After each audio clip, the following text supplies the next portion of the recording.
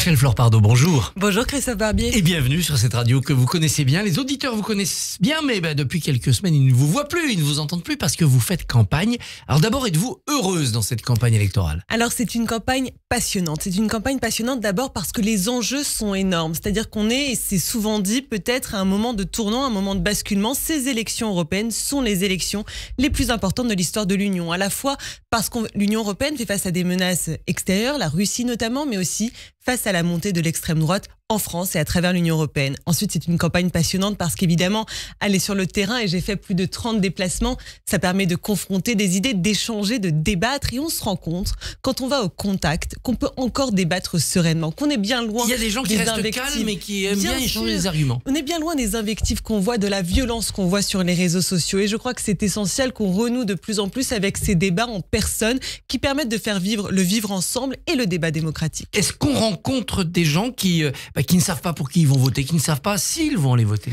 Et je vous le dis, on en rencontre beaucoup, des gens qui ne savent pas pour qui voter, des gens qui pensent ne pas aller voter, et parfois en leur parlant, en leur disant combien ces élections peuvent être importantes pour la suite, eh bien on est susceptible de les convaincre. Et donc c'est ça qui est important dans les jours qui viennent, parce que on parle beaucoup des sondages, mais moi s'il y a quelque chose qui me marque justement dans les chiffres que l'on a aujourd'hui, c'est la part énorme d'abstention qui risque encore de se manifester ce dimanche. Et je crois que s'il y a un combat qu'on doit collectivement mener, c'est contre l'abstention. Alors je le rappelle ici à votre micro, ces élections européennes, c'est ce dimanche 9 juin, c'est un seul jour, un seul tour, c'est une élection à la proportionnelle, alors allez voter ce dimanche, et il est encore temps de faire des procurations. Alors il y a quelque chose qui fausse les débats, c'est que les gens regardent ce qui se passe au niveau national, on a les sondages, on a les listes, les candidats, ils ne se projettent pas au niveau européen.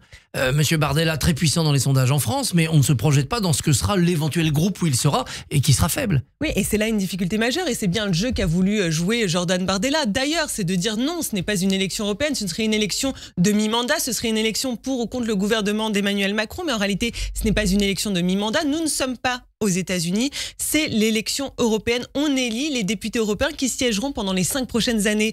Et l'Europe, c'est ce qui nous a permis pendant ces 5 dernières années, justement, de tenir pendant la pandémie du coronavirus avec les vaccins. C'est ce qui nous a permis de soutenir l'Ukraine face à la Russie. C'est ce qui nous a permis de soutenir nos entreprises avec le plan de relance.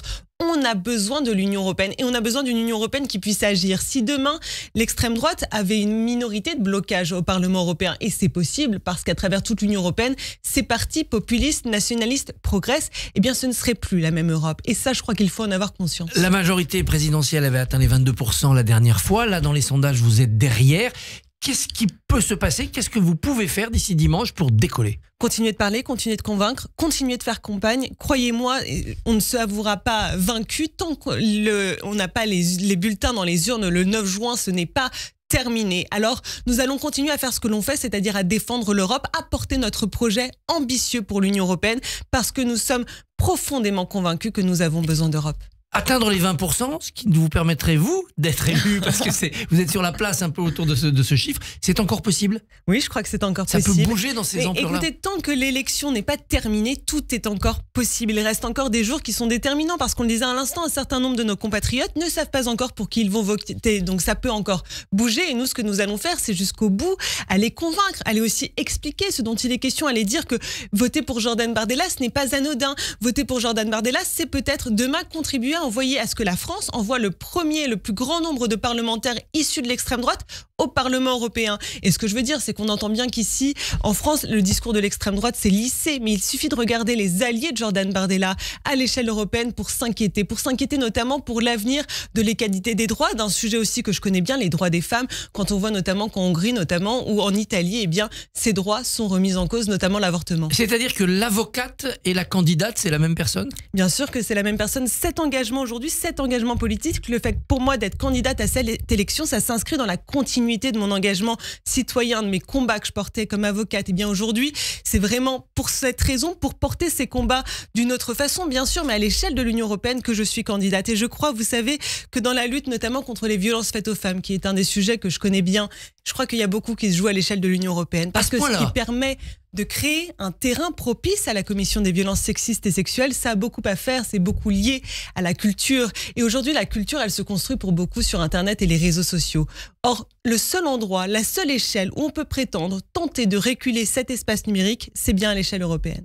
Alors, il y a l'extrême droite qui est en pointe, il y a, vous l'avez dit, le conflit en Ukraine, il y a aussi le conflit Israël-Gaza, et il y a l'extrême gauche. On a vu cette campagne européenne marquée par une flambée de l'antisionisme et de l'antisémitisme. Est-ce que vous le sentez dans les tensions de la campagne? Oui, je le sens, je le vois aussi dans certains propos d'opposants politiques. Je voyais encore ce week-end Jean-Luc Mélenchon dire que l'antisémitisme est résiduel. Qu'est-ce que ça veut dire quoi ça, résiduel? Ça veut dire quoi? Je pose la question. Ça veut dire que c'est pas important? Ça veut dire qu'on en a rien à faire? C'est le point de détail. Moi, je crois que c'est ce que nous dit Jean-Luc Mélenchon à ce moment-là. Mais à quel point les Juifs le dérangent pour qu'à ce point ils disent non, la lutte contre l'antisémitisme, ce n'est pas mon combat. Qu'à ce point ils minimisent, ils banalisent, ils normalisent ce qu'est l'antisémitisme. Vous savez, en tenant de tels propos, Jean-Luc Mélenchon, il contribue à encore un peu plus exciter la haine antisémite en disant à ceux qui commettraient ces actes que ce ne serait pas si grave. Est-ce que ça marche? Est-ce que vous craignez que dans les urnes, on retrouve cette mobilisation contre Israël, contre les Juifs qu'on a vu dans la rue? En tout cas, aujourd'hui, les sondages ne nous disent pas cela. Les sondages ne semblent pas donner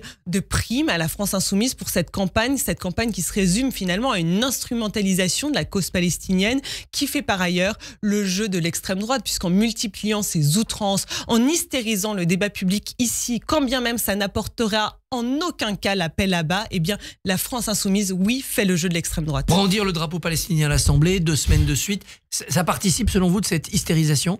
Absolument, on est en plein dedans, c'est-à-dire c'est la politique spectacle, c'est des happenings à répétition, c'est tenter de faire un coup de com' pour faire exister une liste, quand bien même, en réalité, ça nuirait à la cause palestinienne. Je crois que la cause palestinienne mérite mieux que ces happenings de ce genre et je crois que la France insoumise devrait commencer à prendre conscience qu'en se comportant ainsi, elle contribue à normaliser encore un peu plus l'extrême droite. La France insoumise exige une reconnaissance immédiate de l'État palestinien, mais le reste de la NUPES aussi est venu sur cette ligne. Et d'autres pays le font, la Slovénie hier encore. Oui, et la position de la majorité est très claire là-dessus, c'est-à-dire que je crois que moi, en tout cas à titre personnel, et la majorité aussi est favorable à la reconnaissance d'un État palestinien. Maintenant, il faut que cette reconnaissance d'un État palestinien arrive au bon moment et aujourd'hui, ce n'est pas le bon moment. On a bien vu que ces reconnaissances ces derniers jours n'ont pas permis d'aboutir à la paix ou à une solution politique durable qui permette à la fois aux Israéliens et aux Palestiniens de vivre dans la paix et dans la sécurité.